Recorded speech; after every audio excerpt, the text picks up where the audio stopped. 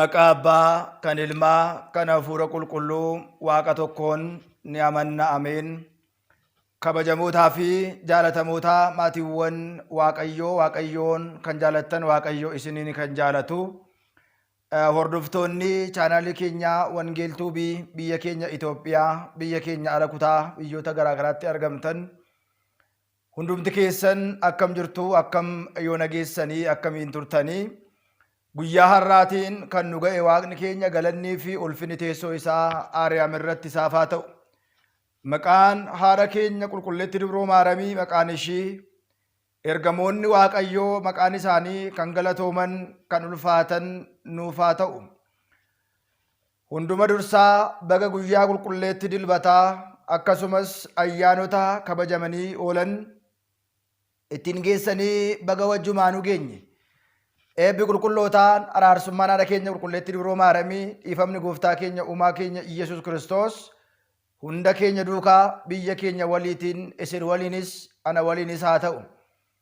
Baga sooma qabaa bara kana bara 2014 nagaatiin geessan baga wajjumaanuu geenye.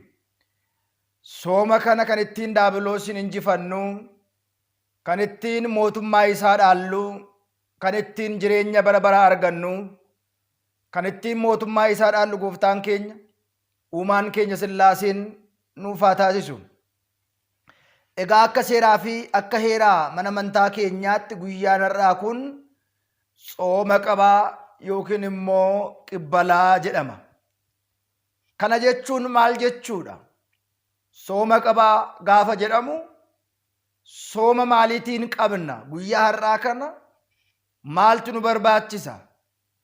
Namoonni baay'een sooma kana qabuudhaaf nyaata baay'ee, dhugaatii baay'ee, dhugaatii hanga machiitti nama qaqqabsiisu, nyaata humnaa ol ta'e hanga sadarkaa dhukkubbiitti nama qaqqabsiisu namoonni baay'een fayyadamu.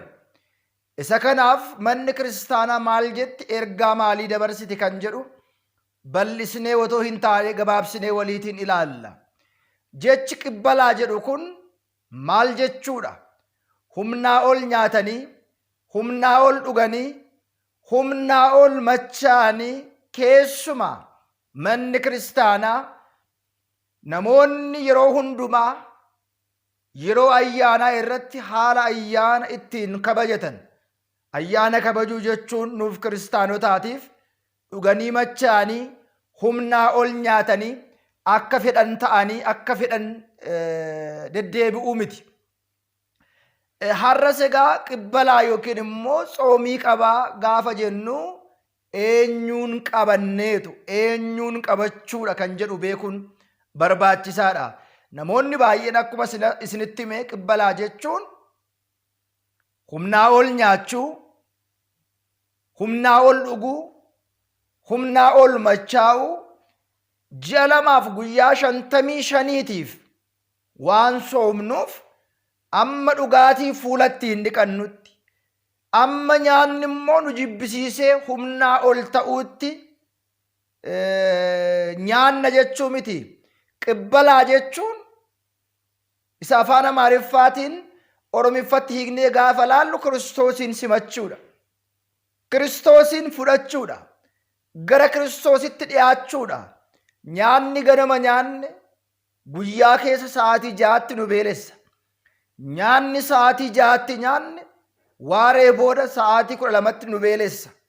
Inni har'a nyaanne sun borimmoo gara lafaatti ba'ee yookiin immoo har'a qofaadhaaf yookiin immoo daqiiqaa muraasaatiif qofa nuuf ta'a. Nyaanni har'a nyaannu galaa guyyaa 55 yookiin immoo galaa guyyaa ji'a 2 nuuf hin ta'u. Ji'a 2 yookiin immoo guyyaa 55f waan hin nyaanneef, waan hin dhugneef har'a machaa'uu qabna jechuu miti. Har'a humnaa ol nyaachuu qabna jechuu miti. Har'a sangaan otoo nu nafiin, ra'een otoo nu nafiin, gosti nyaataa garaagaraa otoo nu nafiin sa'aatii 24 teenyee nyaannee dhugnee soomii kana simachuu yookiin immoo soomii kana fudhachuu miti. Maarree qibbalaa jechuun Kiristoosin simatanii Kiristoosin simachuudhaaf qophaa'uudha. Yaada keenya yaada hamaa ta'e sana dhiisuudhaaf, karaa keenya karaa badii ta'e sana sirreessuudhaaf, hojii keenya hojii xuraawaa ta'e sana qulqulleessuudhaaf, sooma kana keessatti immoo abbaan sooma kana kan labse, sooma kana kan nutti hime Kiristoos waan ta'eedhaaf Kiristoon simannee, Kiristoosin fudhannee, Kiristoosin amannee, gara Kiristoositti deebinee Kiristoos duukaa bu'uudhaaf maal gochuu qabna? Sooma kana qophii isa simachuudhaaf qophaa'uun barbaachisaadha jechaadha. Maatiiwwan Waaqayyo hordoftoonni chaanaalii keenyaa wangeeltuubis ta'ee waadaa fannoos miidiyaa guyyaa kanaa qabee guyyoota 55 kana keessatti moggaasa torbeewwanii, moggaasa maqaawwanii, lallaba sagalee Waaqayyoo, dubbii sagalee Waaqayyoo waliitiin hin barannaa.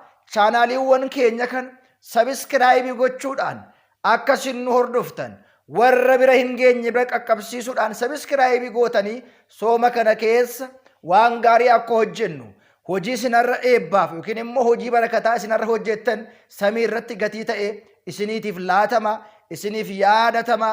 Harri qibbalaadha, harri simachuudha, Kiristoosin fudhachuudha.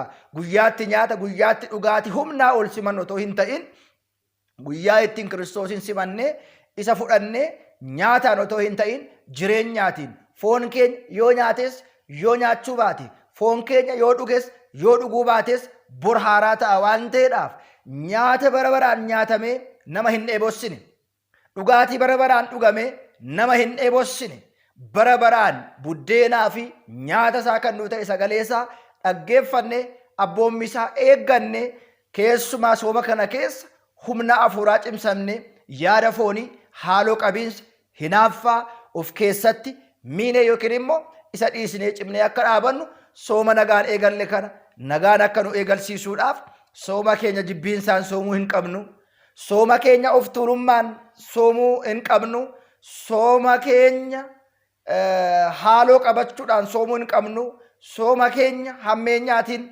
soomuu hin qabnu.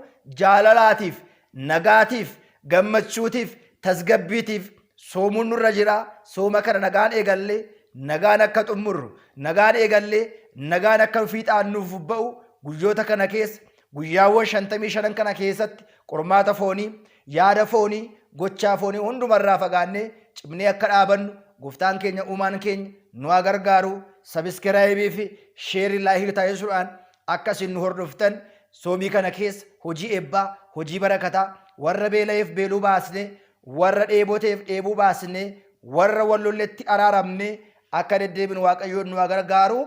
Guyyaa simannaa Gooftaa kana namootaan wallollee, guyyaa simannaa Gooftaa kana namootaatiin wal jibbinee sooma kana, sooma eebbaa kana qabachuu hin qabnu.